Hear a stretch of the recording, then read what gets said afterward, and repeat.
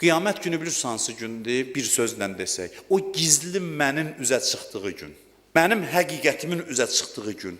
Allahın bizdən hekayəsi olacaq, danışığı olacaq. Allah bizə özümüzdən xəbər verəcək. Qiyamət günü biz öz vücudumuzun dərinliyinə baş vurub öz kimliyimizi tanıyacağıq. Yevmə tublə sərair budur, sirlərin aşkar olduğu gün. Qiyamətin inandırım sizi ki, əzəməti bundadır ki, qiyamətdə insan özünü tanıyır. Qiyamətdə hər insan özünün kimliyini özünə bəlli edir. Qiyamət insan vücudunun müəmmasının həll olduğu gündür. Qiyamət insanın içində gizlətdiyi bütün o xislətlərin bir-bir üzə çıxıb ona tanıtdırıldığı bir gündür. Qiyamətdə hamının kimliyi özünə bəlli olacaq ilk növbədə. Qiyamətdə bilirsən nə biləcəksən? Biləcəksən ki, sən kimsən, onu biləcəksən, vəssalam. Sən kim idin? Qiyamət günü bizim əməllərimizin siyahısını bizə verməyəcəklər. Qiyamət günü bizim daxili portretimizi çəkib bizə verəcəklər. Hər bir insanın əlində öz portreti olacaq. Qiyamət günü özümüz barədə məxfi xəbərlərimiz aşkar olacaq, özümüzə aşkar olacaq.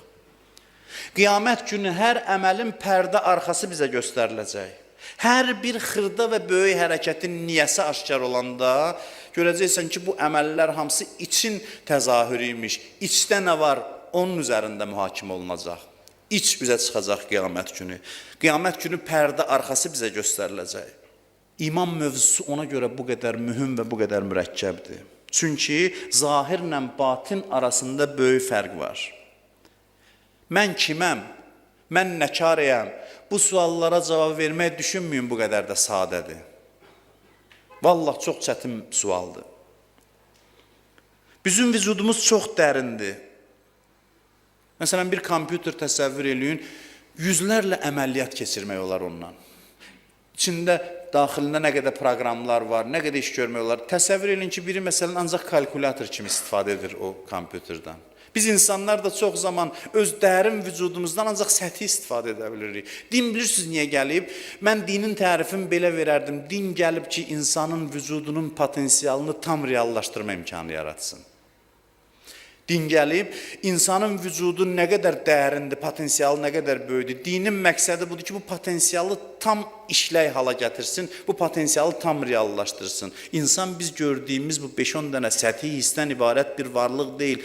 İnsanın daxili böyük bir dünyadır, zəngin dünya. İnsan Allahın güzgüsüdür. İnsanın daxilində cürbəcür müxtəlif xislətlər var. Din gəlib o potensialı tam reallaşdırma imkanı yaratsın.